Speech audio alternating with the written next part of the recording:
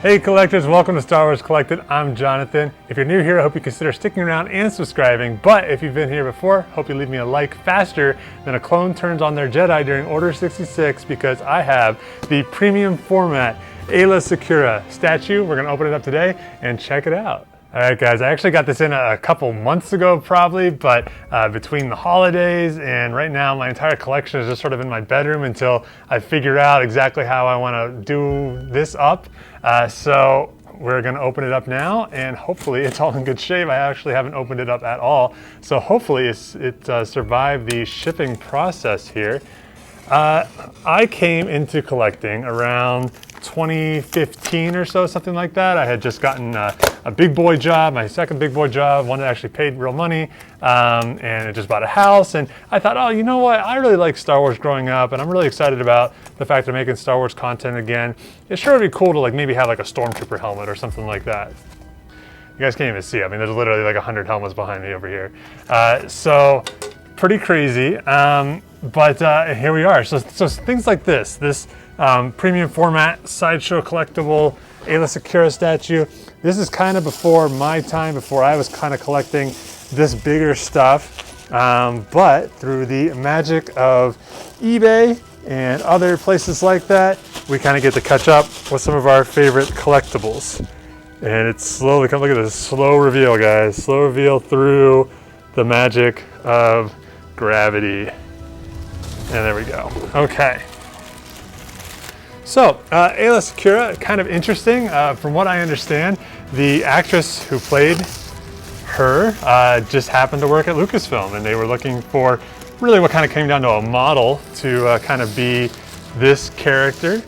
She gets fleshed out a little bit more in the Clone Wars, which I love that about the Clone Wars. They really kind of redeemed the prequels for me. So if you have not watched the Clone Wars, I highly recommend you get into it. It might take you a season or two to really love it, but make sure you watch it in the chronological order, not the release order. But it has taken sort of these characters which were kind of background, kind of cool looking, which is a very Star Wars thing to do, and really make them into full-fledged characters. This is the Sideshow exclusive version, I guess. I think they're all kind of Sideshow exclusive. I just noticing the sticker up there at the top. And of course, you know, she doesn't have a lot to do in any of the movies. She's kind of in the background until Order 66, and she kind of gets her scene there. But let's check her out.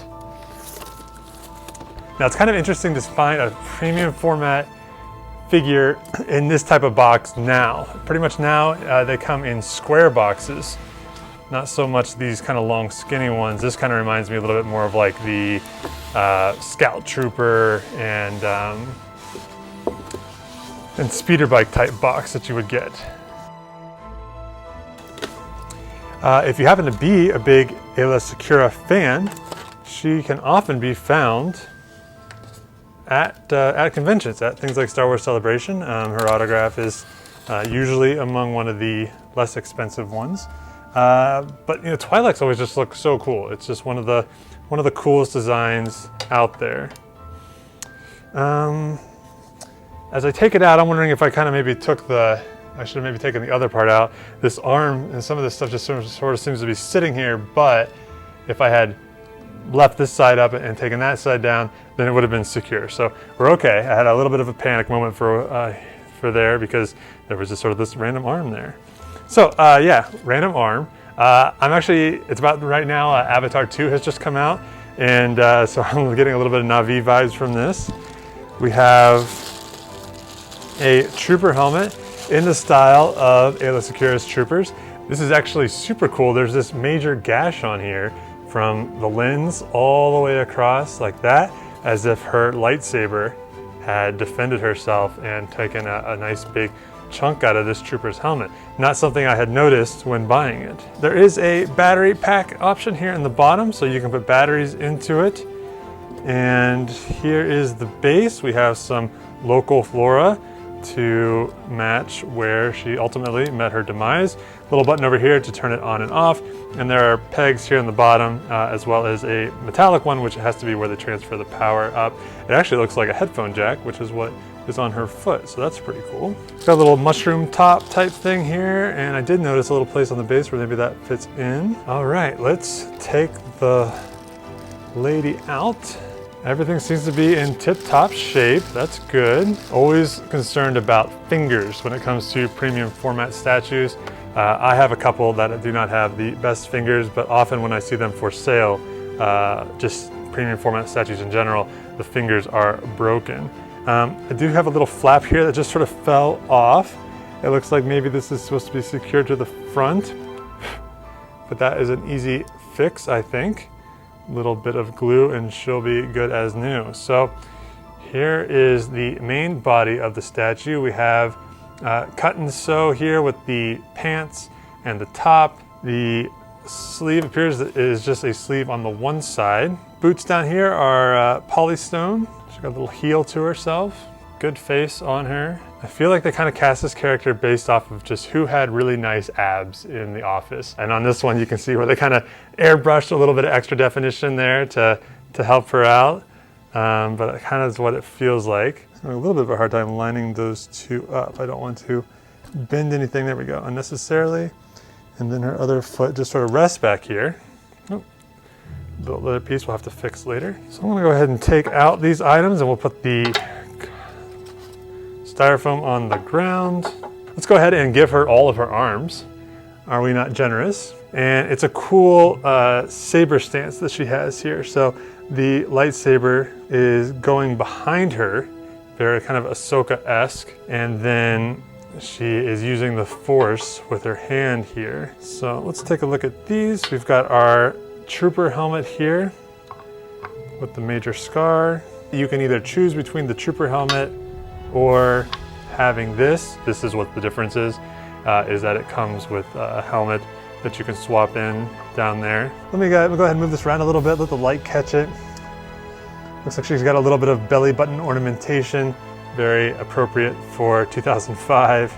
All right, collectors, we got some batteries in it, and I'm a little bit surprised, but it does light up. You know, it's pretty cool. There is an option for a power outlet on this side, and I wish more manufacturers would do that.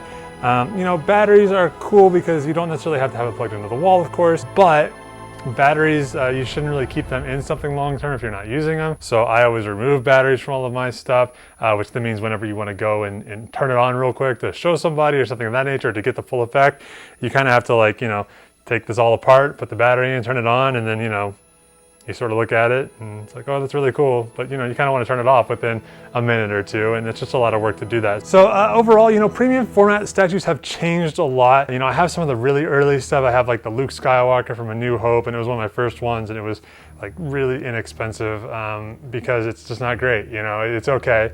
I have Luke from Empire Strikes Back, which I like a little bit more. I have a Stormtrooper, I've got a Clone Trooper. They've just gotten better as we've gone. And you know, this is sort of like the in-between one where, like, if they were making it today, things would be better. The stitching and things of that nature, I'm sure on this top would be better. The pants still look pretty good. I wouldn't be surprised if they wouldn't do some actual leather here and there.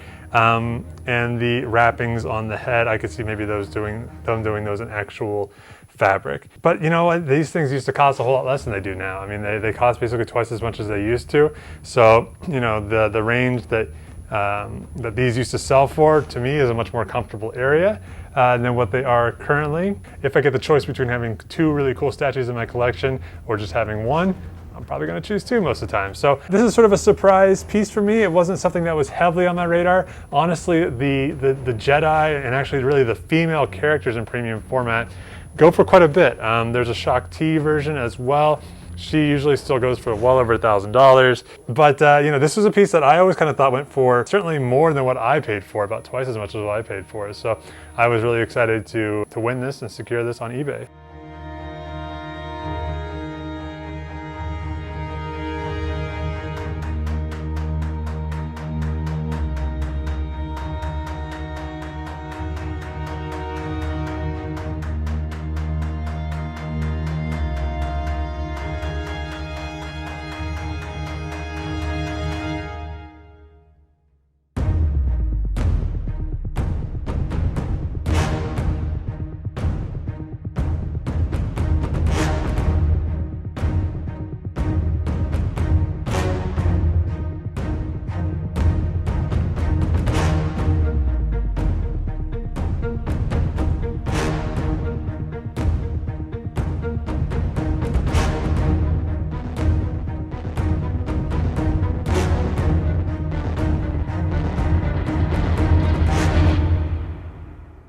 Guys, let me know, what are your favorite premium format statues? What is a premium format statue that you wish they would make if they haven't already? And if you have any more ideas of what Sideshow will be making, drop down in the comments and let me know. If you guys aren't following me on Instagram, make sure you are. It's a place we can interact all the time. I'm always posting stuff on there as well. And guys, if you haven't already, make sure you subscribe and like the video. It helps a small channel like mine grow. All right, guys, see ya.